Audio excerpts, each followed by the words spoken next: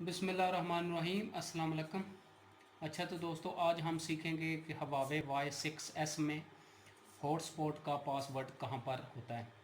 क्योंकि अगर आप किसी दूसरे फ़ोन के साथ अपना हॉटस्पॉट इस्तेमाल करना चाहते हैं तो आपको वो पासवर्ड लाजमी चाहिए कनेक्ट करने के लिए। अच्छा जी, सब तो पहला जाना है सैटिंग जाके इत्थे उत्ते लिखे है वायरलैस एंड नैटवर्क्स, ਇਹਦੇ ਤੇ क्लिक करना है।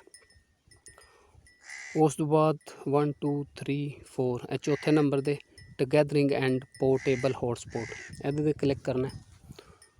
उस तो बाद पोर्टेबल वाईफाई हॉटस्पॉट ਇਹ ਉੱਤੇ ਇਹਦੇ ਤੇ क्लिक करना है।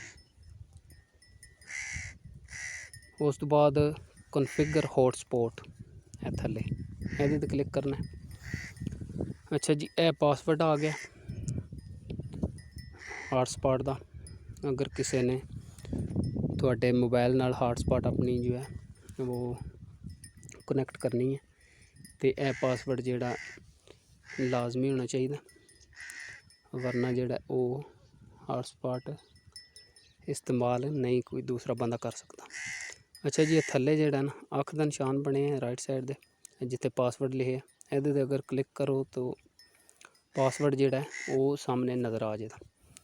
तो इत्थे इनू खत्म करके इत्थे दोबारा अपना नवा कोई पासवर्ड भी रख गए, थल्ले सेव का ऑप्शन है, सेव कर सकते हो। तो दोबारा जी अख का निशान बनया ये क्लिक करके फिर जोड़ा पासवर्ड हाइड हो जाता है। अच्छा जी, उम्मीद है दोस्तों कि आपको ये वीडियो पसंद आएगी। अगर वीडियो पसंद आए तो चैनल को सब्सक्राइब कर लेना, साथ में बेल आइकॉन को भी प्रेस कर लेना ताकि मेरी नेक्स्ट